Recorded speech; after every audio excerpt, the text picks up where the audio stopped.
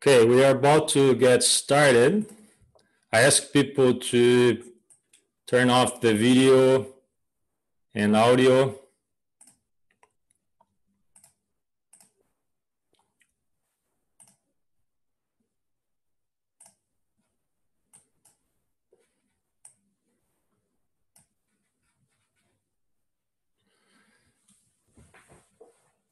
Well, good day to all of you, animal science enthusiasts, and welcome to our fourth AAAS webinar. My name is Luis Silva, and I'm the president of the AAAS Queensland and Northern Territory branch, and I'll be moderating today's activities.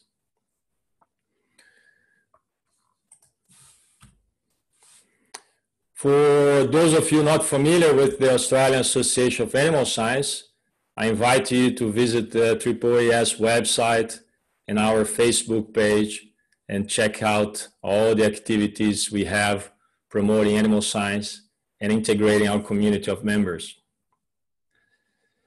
Today, we'll learn from two outstanding animal scientists dedicated to improving the Australian goat industry, and each of them will give a brief presentation of about 15 to 20 minutes, followed by 20 to 30 minutes of discussion.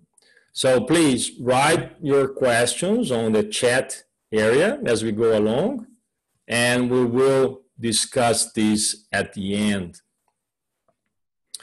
We'll also be recording this webinar, and it will be made available for members at the AAAS webpage. Our first speaker will be Dr. Emma Doyle. And Emma is a senior lecturer at the University of New South Wales, where she teaches specialist industry sheep and wool units for graduate and postgraduate students. Emma has been researching veterinary parasitology in small ruminants for the past 20 years. And her current MLA-funded project has generated information for veterinarians to provide appropriate science-based advice to the goat industry, which is vital in off-label use of antiparasitic drugs. Emma is also deeply engaged at mentoring women in the agricultural industry and was named state finalist for the Rural Women's Award in 2017, I believe. Emma, thank you very much for being here. I'm looking forward to your presentation, and I'm hoping I can unmute you. Oh, I've just done it. Okay, great. Let me just stop sharing this. If you could share your screen.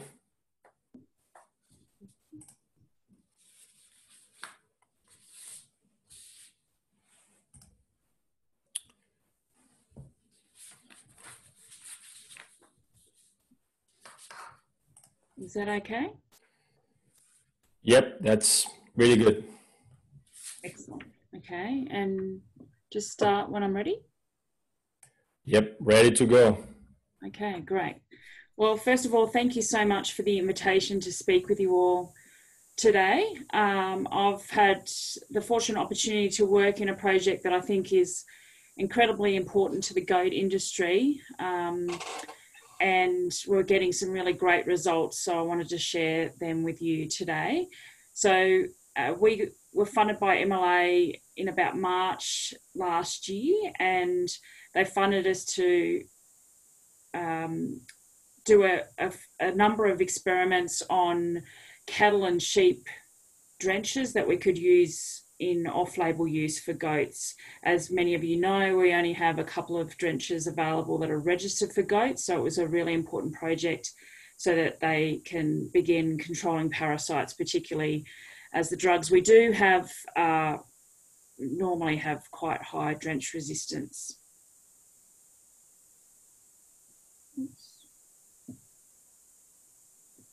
Okay. So, yeah, as I said, we really have to turn to off-label use of anthelmintics because we only have ivermectin and a BZ available that is registered for goats. They're both short-acting drenches, so we have no medium to long-term drenches available that we can use to control parasites in goats. As we all know as well, goats don't develop a good immunity to internal parasites, so they're very vulnerable to worms and obviously the productive effects of the worms. The two drenches that we do have available do have a lot of reported drench resistance problems in the ivermectins and BZs. So we know that a lot of goat producers are currently actually using off-label anthelmintics, but we don't know whether they're using the correct dose, and we don't have any withhold periods available at the moment to guide goat producers. So that's what the project was about. Just a quick overview, the goat industry is worth just under 98 million per year, and 2.5 million of the industry costs are going into internal parasites, production losses and preventative costs to the worms. So it's a really big problem, and hopefully this project will certainly help reduce these input costs.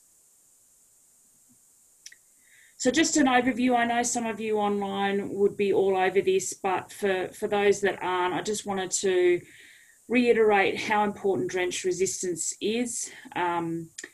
It is very common across all ruminant animals, and we really have to be mindful of drench resistance when we're using any chemical control for internal parasites. So often there's too frequent use of the same active over and over again, which will increase drench resistance.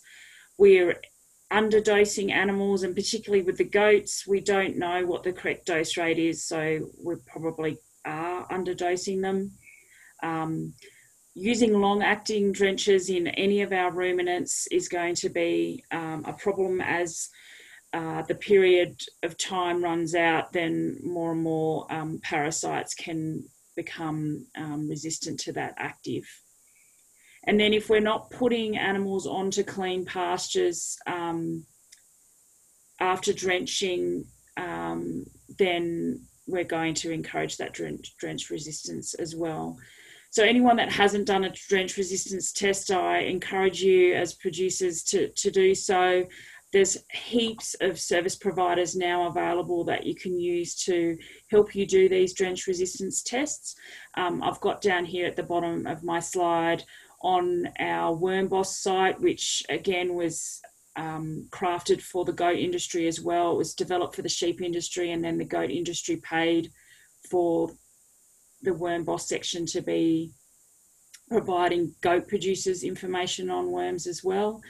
And the link here has professional service providers for worm egg counts and drench resistance tests available in all the states of the country. So getting on to my project, the two main objectives of the project, it involved 4 experiments. Was to try and find effective doses for sheep and cattle drenches that we can use in goats, and to work out the withholding periods and the estimated slaughter intervals for those anthelmintics that we can use in meat goats and for milk. So the drenches that we used 4 sheep actives, Dequantal and ivermectin, obviously the new StarTech product, Monipantal, the Zolvex, amoxidectin oral, amoxidectin injectable drench, and then we use 3 cattle pour-on formulations, so an epramectin, amoxidectin and a doramectin pour-on. So the first experiment was just looking at dose rates, and we used 4 different dose rates across those anthelmintics that I just mentioned to work out the best dose rates, and all of those will be provided to vets, but because they're off-label, we have to be very careful in the way we let people know what the exact dose rates are. So all this information will be provided to veterinarians through a number of sources.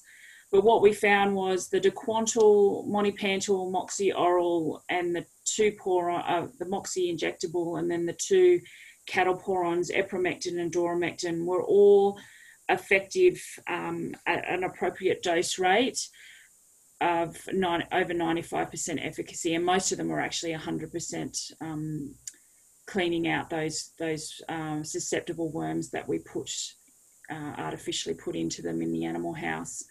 What we did find, which was just as important as finding the ones that did work, was that the moxidectin poron was not effective at all in removing the susceptible worms.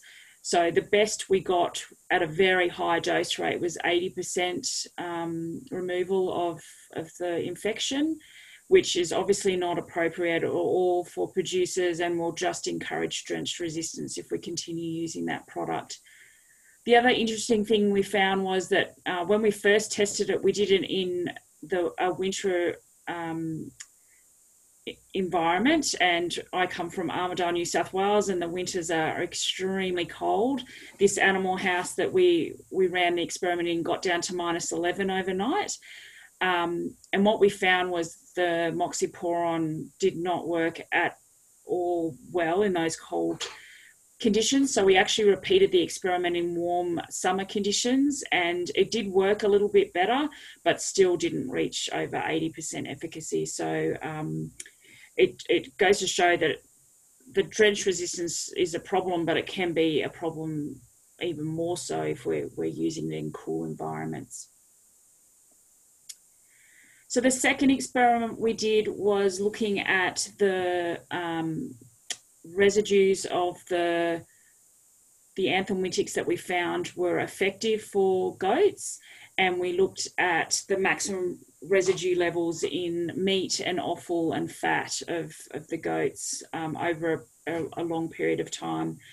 And what we found was that if we follow, again, this information will be going to vets, but if you follow the current labels for withhold and ESI for sheep and cattle, then you will be well under clearing any residues that will be in the meat or the offal of the goats, which is a really positive outcome. So the last experiment in this project is looking at milk residues, and we actually start that in South Australia on Monday. So we'll be using similar products that we used for the first experiment in the dose rates. We'll use just the two cattle porons, epramectin and doramectin, because we know that they've worked in the boar goats. And we'll use the Dequantal, Monipantal and moxidectin oral. We won't be obviously using the injectable because it's highly lipophilic and will stay in the system for over 6 weeks. So obviously not really a suitable product to be using in dairy goats. And then we'll also use the two products that are actually registered for goats as our positive control in that experiment as well. So we're hoping to have that wrapped up in the next few weeks and analysis done, and we'll have milk residues available by the end of the year, hopefully. So this is just a really quick overview of what we're doing, and happy to take questions afterwards. All the information from this project will be provided on the Parabos Goat website that MLA funds, and the Parabos Facebook site and their newsletters. We're starting to put a few articles out. Some of you might have seen one on Goats on the Move just recently, but we'll continue putting out information, particularly to obviously veterinarians, because all these off-label drugs will have to be prescribed by a veterinarian before goat producers can use them. And they all will be published in peer-reviewed parasitology journals as well. So the information will be readily available, hopefully early next year for everyone. And ready for any questions or comments. All right. Thanks, Emma. I'm sure there there are lots of questions on people's mind, and we'll deal with that after we hear from Simon. Okay. So thank you very much.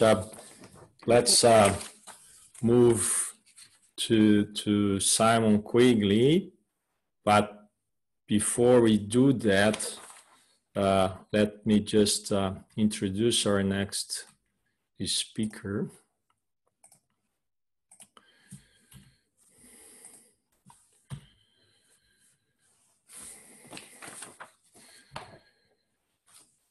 Yep. Simon, thanks a lot for taking the time to be with us here today. It's my pleasure to introduce Dr. Simon Quigley. Simon is a UQ graduate and has a PhD in ruminant nutrition and physiology by the University of Adelaide. And after finishing his PhD, Simon spent a year in China as an Australian Youth Ambassador for Development. Returned to UQ in 2005 and has been very actively researching on ruminant nutrition and production systems since then. Simon currently leads projects on feed intake regulation and nutritional management of rangeland goats, and he'll be sharing some information with us today. Simon, thanks again for being with us, and please, the stage is yours.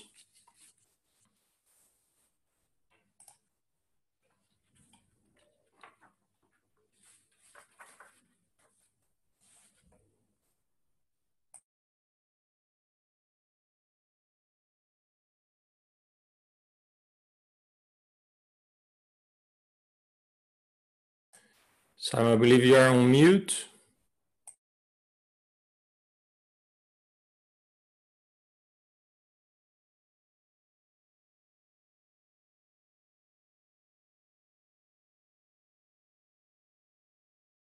Oh, sorry, Luis, can you hear me? Yep, I can hear you fine now. So yeah, as Luis said, my background is largely in cattle nutrition, and there are probably a lot more people around that are more qualified than myself to speak about goat nutrition and growth. But yeah, we're fortunate that we have a project and we can share a little bit of what we've been doing today. Fortunately, we've got a great team here at UQ, including the greatest of all time, the goats themselves, Barry Norton, Dennis Poppy and Stu McLennan, and they're always willing to share their wealth of experience with a few young bucks like ourselves on goat nutrition.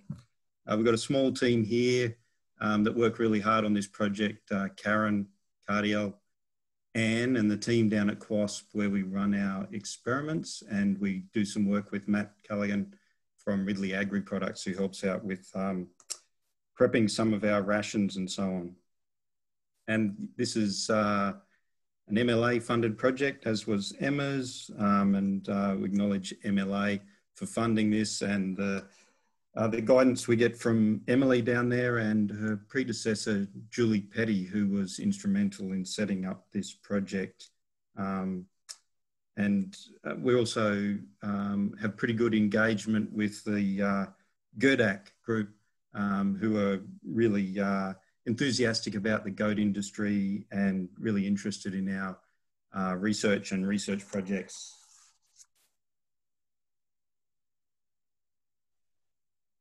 So I thought before I jumped into it, I'd just give a little bit of an overview of the Australian goat industry, my limited knowledge of it anyway. And as at the start, you know, our project is focused on rangeland goats, and you might know these as bush goats or feral goats or Australian cashmere goats. And the reason that they're important is that they make up about 90% of the Australian goat meat industry, either through direct processing or from those producers that are breeding up and introducing new genetics into their goat herds. So they're a really important animal for industry now and moving into the future.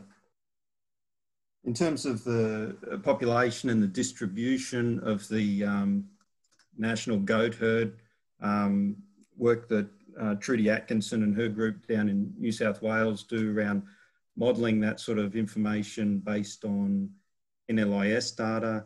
You can see that the highest numbers of processed goats are coming out of the Western Division of New South Wales, Southwest Queensland, and the pastoral regions of South Australia. And in these regions, wild harvest is still important part of the system. And as you move further east, you move into more semi-managed systems. In terms of goat slaughter numbers, you can see over the last 20 years, there's been a gradual increase, peaking 2013 to 2017, where around 2 million goats were slaughtered each year, and that's declined a bit over the last couple of years by 20% probably, due to the dry seasonal conditions. And in line with those increases in numbers, there's been a significant increase in prices over that period of time as well.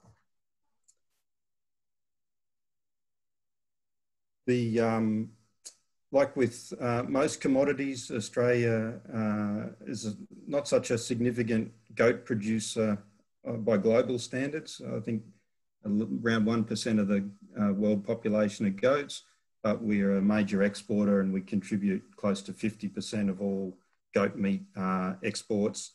And about 90% of our goat meat is exported, with the US being the main destination for that. And we have I believe there's a very small but declining live export industry as well. So it's there's high demand still for goats. You know, most of the constraints are on the supply end, I suppose. This was in May 2019, where Thomas Foods International announced that they would be paying $10 a kilogram carcass weight for goats that were above 6 kilograms carcass weight to supply product into the US. There's high demand from the depots still, so that's still an important avenue for aggregating lines of goats. And there's producers that are restocking or building up their herds after the dry conditions, and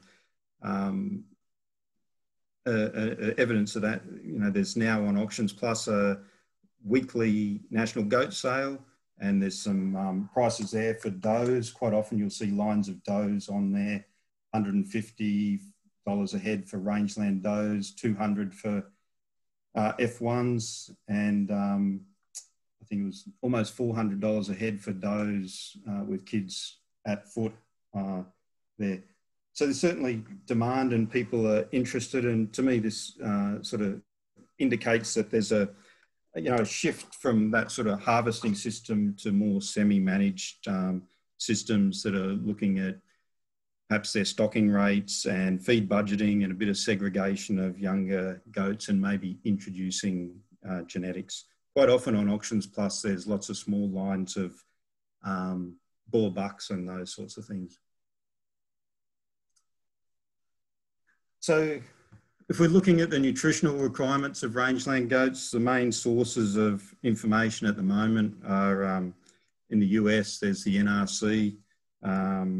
They have for small ruminants, including sheep, goats, and camelids. In Australia, we have the NRDR, which basically assumes that goats are quite similar to sheep in terms of their nutritional requirements.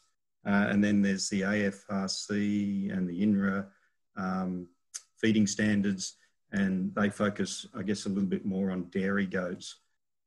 What's probably evident from all the feeding standards and systems around the world is that there's a huge variation in what they might suggest are the requirements, nutritional requirements for goats, and that's partly due to the diversity of breeds and also the way that the different experiments and research have been conducted. But you can see there that the estimated ME requirements for maintenance, for example, you know, they basically double depending on what sources of information you look at, and similar ME requirements for growth.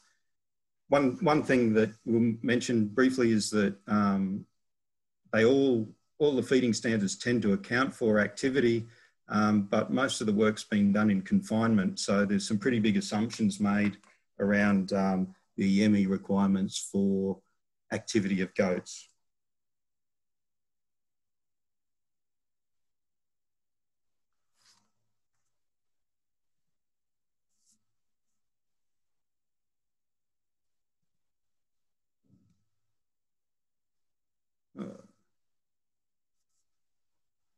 If you dig around in the old literature, you'll find a bit of information on growth rates of rangeland goats. Much of it was conducted in the 1970s and 80s and a little bit in the 90s. Across the data set that we pulled together, the range is from about -35 to 170 grams per day. And this is just rangeland, feral Australian cashmere or bush goats. I haven't considered any F1s or boar or anything like that in this data set. It does include what they call condobolin goats, which were a selection line run down in the 70s. And they were at the higher end there, around that 140 to 170 grams a day. And if you remove those from this data set, you know, the upper limits are closer to 100 grams a day, with some reports, especially some of the work that Barry Norton and Andrew Ash did in the 80s, getting up to that 150 grams per day. Big differences between pre-weaning and post-weaning growth rates, and also the effective photo period on growth rates being much higher in periods of increasing day length.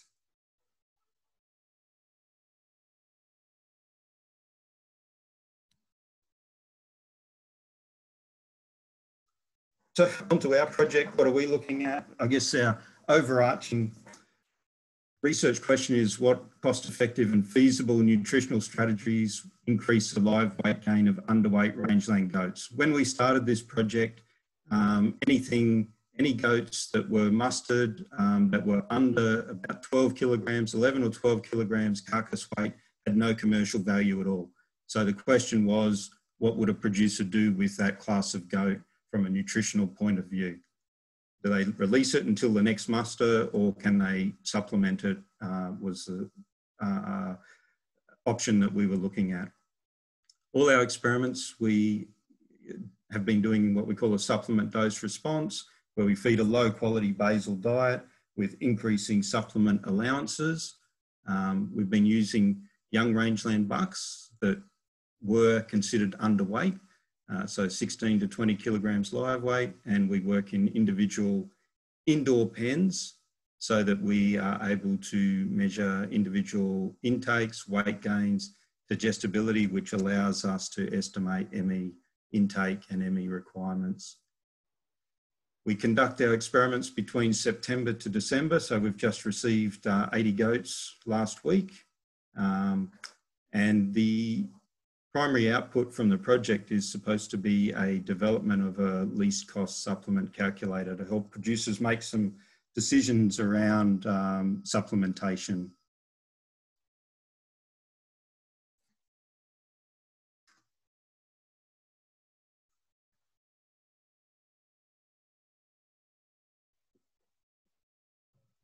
So our first experiment looked at responsive rangeland goats to protein supplements.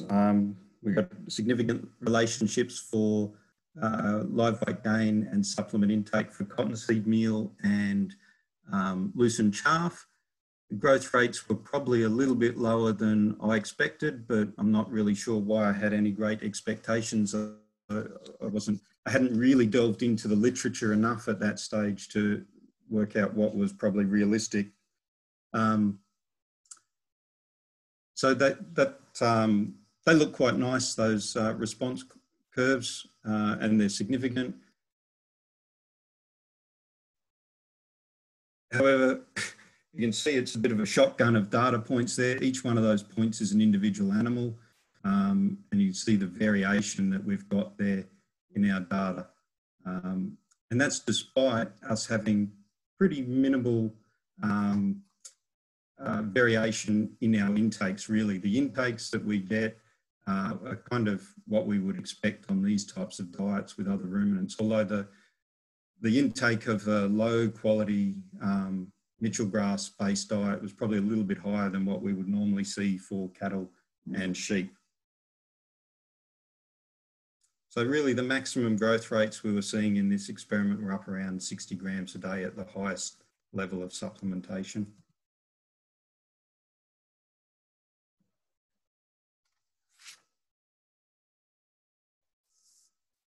So in experiment 2, we were testing some grain supplements, energy sources, wheat and sorghum grains with minerals added.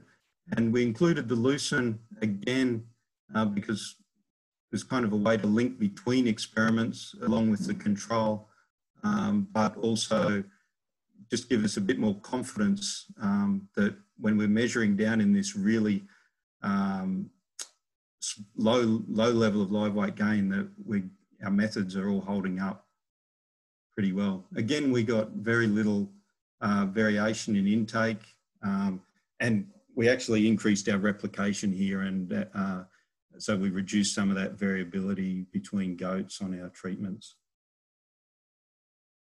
In both of our experiments, we saw pretty much a direct substitution effect of the supplement on intake of the basal diet.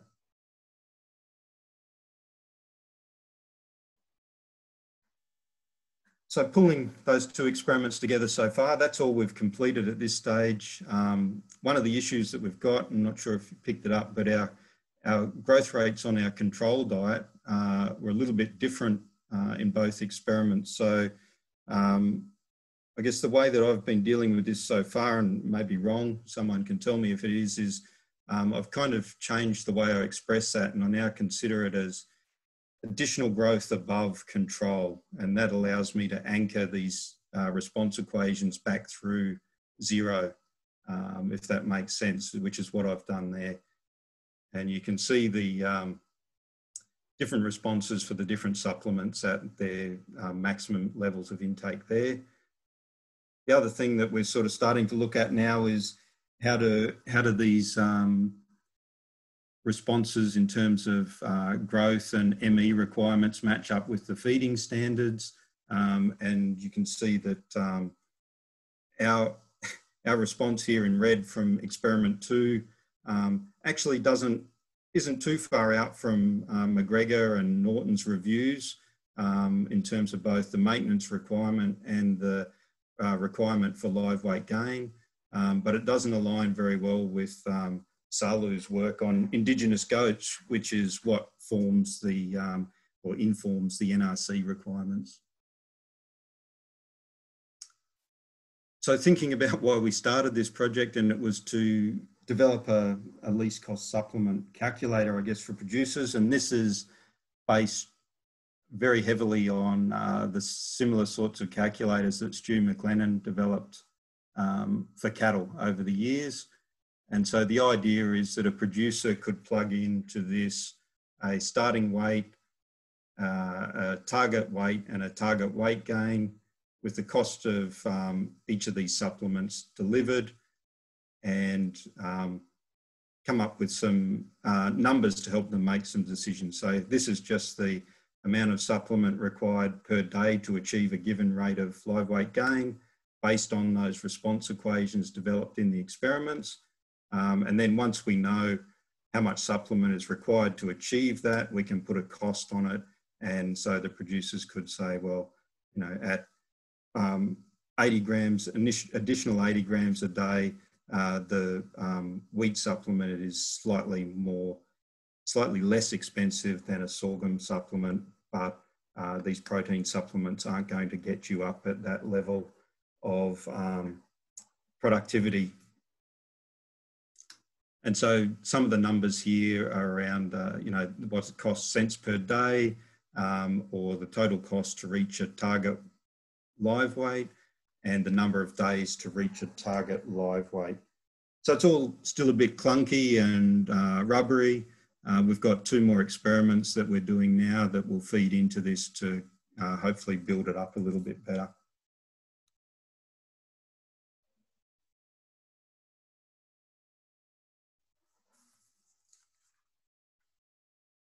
At the end of both of our experiments so far, we've faced the same same issue as industry have in terms of what do we do with our underweight goats. You know, some of them grew very well, but some of them on the control diet put on no weight over that 10-week period. So what we've been doing is putting them outside in a sort of grow out pens and just monitoring their weight change under a few different scenarios. So at the end of experiment 1, we split them into 2 groups, and we fed one group on a commercial pellet ad lib. So we got no individual intake in this stuff. They're just out in group pens, and the other group we fed lucerne hay ad lib. And so we're pushing the max here, I think, up around 200 grams a day, 150 to 200 grams a day under these conditions. And then at the end of experiment 2, we took a different approach, and we split them into light and heavy groups based on weight at the end of our experiment. And that was just to avoid some of the bullying and behavioural issues that we saw in the second phase of experiment 1. And again, on this pellet diet, we got up around 200 grams a day there.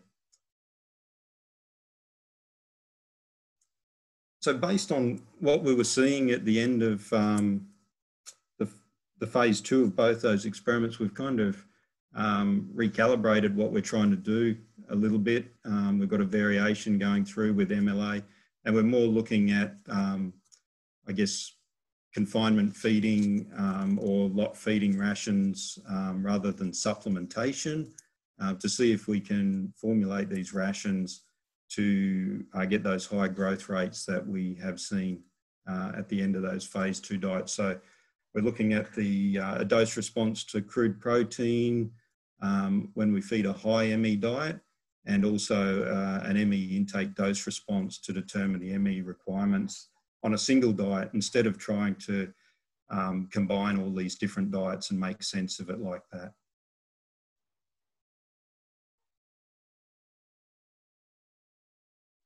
So I thought I'd try and squeeze in one more pun, goat-related pun.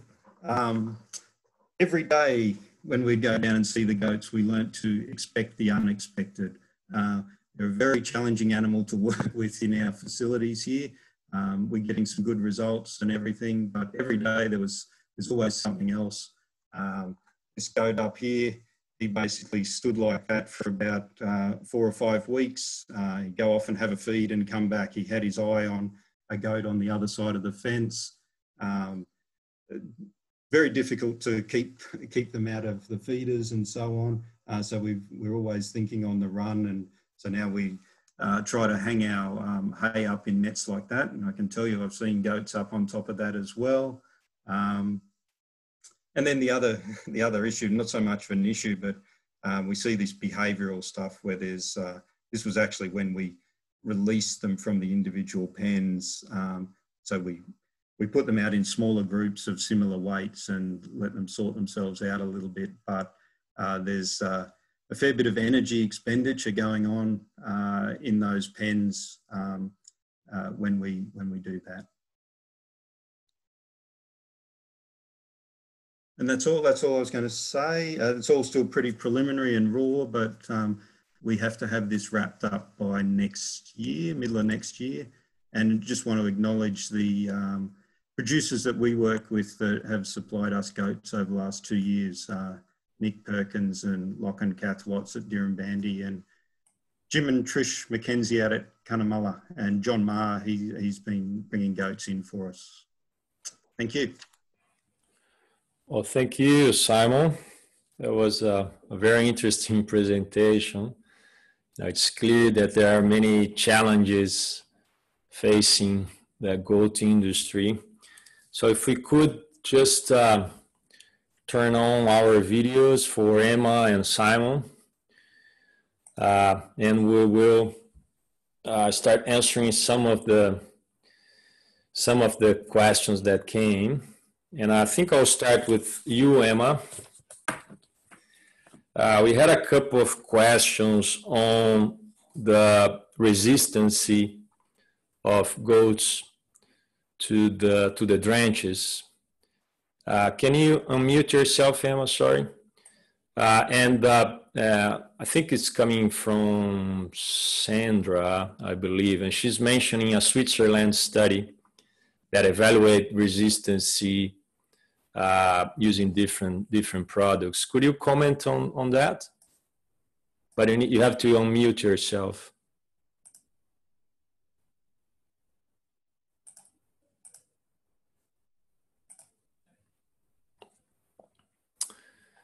Let's see what's happening, Emma. Oh, it's working now. Yep, good. Yep.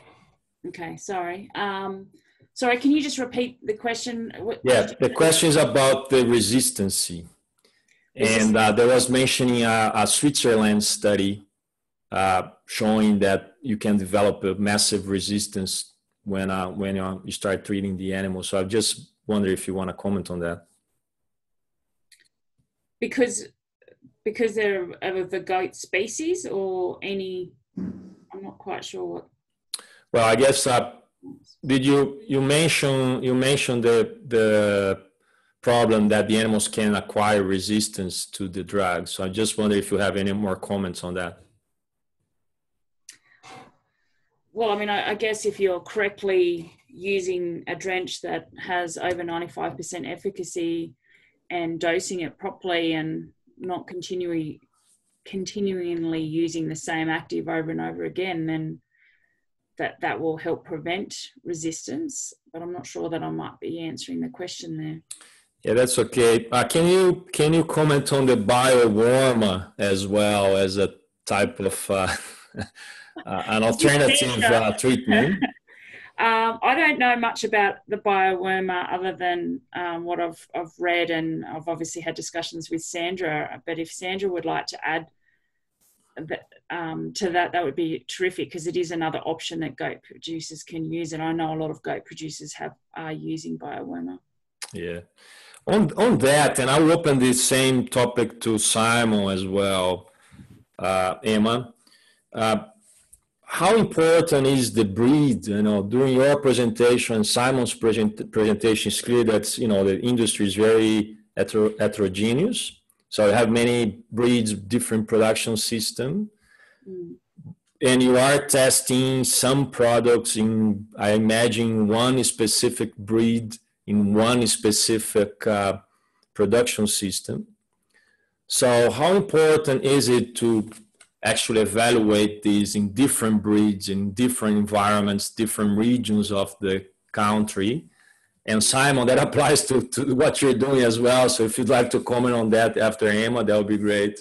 Yeah, it's a great question. So I didn't actually give a background as thoroughly as Simon, I apologise. So the goats that I used to look at dose rates in meat goats, they were an F2, so they were rangeland goats with a boar over them. And so that was on the first experiment. The second experiment, they were a different lot of goats. They were actually local goats, but they were bought from rangeland goats out west. So I hope that we got a good representation of what the majority of meat goats would be with the mix of rangeland and the boar.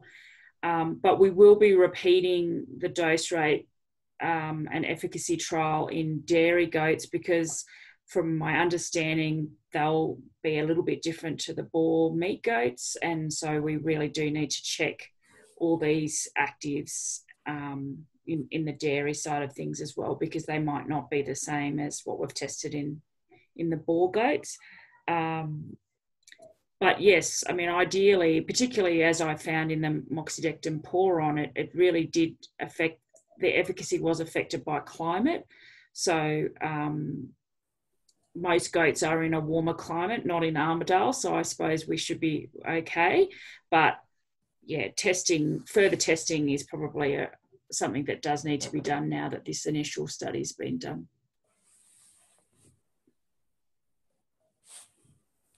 Yeah, it's a really difficult question for us, Louise. We, can only do so much, I guess, is the answer. And we've had the discussion on our stuff with Gerdek a couple of times. Do we try and minimise the variation that we see in an experiment by selecting F1s that may or may not be a little bit tighter in their variability? But realistically, that's not the industry animal that we've been working with anyway. So we need to try and capture that genetic diversity in our experiments. And we certainly do that. There's not one goat that looks the same when we get them in here from the rangelands. So I think, there's probably an opportunity there to look at different types of rangeland goats. So there's clearly different ecotypes or ectotypes within the herd, and at a genetic level, there are a range of SNP chips and those sorts of things that are becoming more readily available that would allow us to link genetic diversity back to productivity measures in the future. Our own sort of thoughts moving forward is around, I guess, longer term growth path studies, which might have genetic overlays as well, and looking at the composition of gain and those sorts of things over the whole life of rangeland goats and their breeds. And I think the other issue, particularly for our work, is we've taken them from a rangeland environments and we're feeding them a very set sort of diet, which is clearly not what they would be consuming if they were out in the range. They would be selecting a lot more browse and those sorts of things. So, yeah. Okay. On that, Simon, and the behavior of the goats, and I think, Emma, there is one of the few papers looking at goats in Australia is actually talking about the native Australian plants and how they can control some parasites. Yeah. So do you think, first you, Simon, and then Emma can comment on that, do you think that this diversity of diet that the goats are facing in the native habitat, is that a part of why we have such a variation and it's so difficult to determine the standards, the feeding standards for these goats, because they're not used to eat Rhodes grass, hay, homogeneous diet in front of them? Or is that but at the end of the day, we're trying to develop something that the producers can use on the field. So do you think that the response to the supplements, are you worried about, developing an equation that works well in this diet, but does not really translate into the native habitat? So I'll go first. Yes, I'm worried about it. And the final part of our project is to make recommendations for on-farm validation of our supplements and actually try and monitor what happens on-farm after that. Yeah, okay, thanks. Emma, do you want to comment on native plants or the different browsing, how that controls parasites or not? Definitely, and it's actually another experimental idea I've had that goats 60% of their feed intakes from browsing rather than grazing, and this experiment was done in a controlled environment. We artificially infected them, and they were eating a loosened chaff diet. So the uptake of parasites and will be quite different if they're browsing animals as well. So I think there's actually something in there about, does the browsing help them with resistance, or is it a hindrance because they're not being exposed to as much L3s to develop an acquired immunity? And someone might want to comment if they know a little bit more about that. Just on that, the other piece of scientific work that I found on this issue is coming from Western Australia, where I believe they did a kind of a survey. This is on the Murdoch University. They did a survey on the coccidiosis or Eimeria. And I think the number here was huge, like 90% of the goats were shedding this parasite. Mm-hmm. Am I the only one surprised about that? I mean, do you really, so you have pretty much all the population of goats with parasites, and that's certainly decreasing the performance of the animals, right?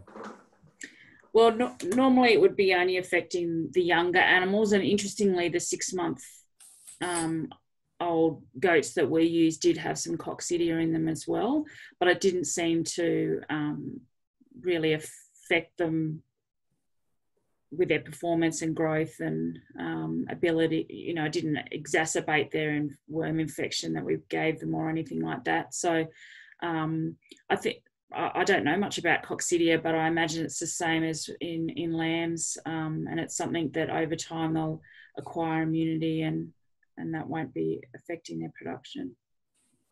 Great. Can I jump in, Luis? Sure. So we've got our third lot in from the rangelands now, and we don't sample all of them, but we do fecal egg counts, and that includes oocysts on the coccidia.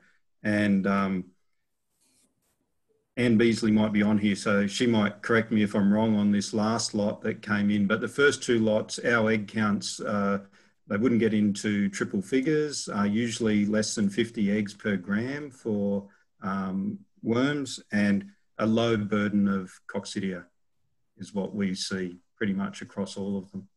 Mm. Are you there, Anne?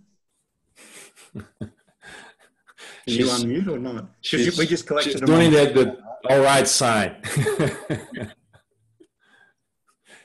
You want to? I'll try to unmute you, Anne. Oh, okay. Here I am. Can you hear me? Yeah. Okay, great. Yeah, I'm literally just looking at the data now, Simon. I was about to email you. So in this last lot of goats that you've got, we've got counts that range up to over 8,000 eggs per gram. Yes. A small number of goats have 0, but we're looking at relatively low counts, so less than 500, except for maybe 8 to 10 of them, which are quite high. There's 2 that have exceptionally high coccidia oocysts present there as well, and actually quite a significant number of nematodyrus eggs as well for those of you interested in that. So that's sort of how they're looking at the moment. One goat with tapeworm, just the one. So this lot of goat came in from further south and west of where we normally get our goats, so a slightly different environment. And yeah, I guess it's been a different season this year, right, as well. Very good. Okay, I'll mute. Thanks, Anne. Simon, a couple of questions for you on the high concentrate treatment. If you saw any health problems such as urinary calculi, or and also another question on digestibility. If you measure digestibility on these diets. Yes, we measured digestibility on the diets on individual goats in individual pens. So that we do that. We try and do it sort of. We probably do it a little bit late, but we try and do it around the middle of our 10-week experiment. The question was urinary calculi. No, maybe we got lucky, but when we fed the wheat, the sorghum, with minerals added in, of course, we didn't feed it just as it was a raw product, and the pellet, we have not had any signs of urinary calculi. The pellet we've fed for 6 to 10 weeks ad lib, and the wheat and sorghum, that was also for 10 weeks before they went on to the pellet, some of those goats. They're probably for us, and in our last experiments, we will be feeding everything as pellets. the issue for us that we probably saw with doing this was when we fed the grain as a loose mix, as the experiment went on, they tended to leave higher residue, and there was a fair bit of sifting and sorting of the grain.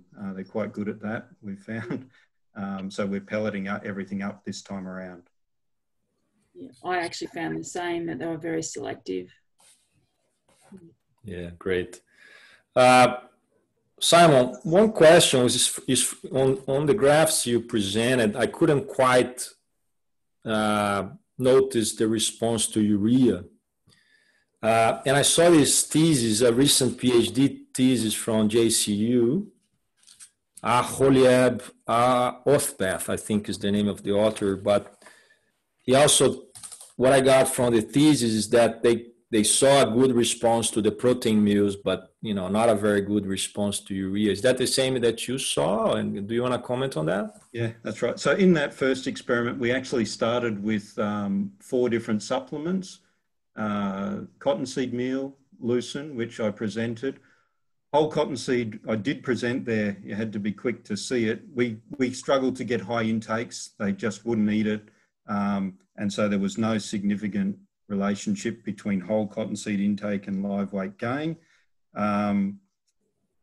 Urea. So at the start, our intention was to do a small dose response to urea within that. We were a little bit concerned by how the goats were taking to it, I suppose. And so in the end, we just fed it a single level of urea sufficient to provide enough RDN based on what we thought the protein content of the Mitchell grass was. So basically it was a controlled diet with a bit of urea added onto it. And we saw no response as well, Luis. There was no difference between the urea supplementation and the control goats. Yeah, that's intriguing. I think it's pretty much the same that this data from JCU is showing. So that brings some questions to mind. Yeah, about the recycling and so forth. And there's people on here that will know better than me about all sorts of maximum allowances or limits for feeding urea to goats and how they may or may not be sensitive to that. Well, right. I think we're running out of time here. So I just would like to thank you both again for doing this. We really appreciate you bringing this information and bringing this discussion to us, and everyone else. Thanks for joining. And the recording will be available on the webpage. Thank you all. Thank you. Thanks, Emma. Thank you. Bye-bye.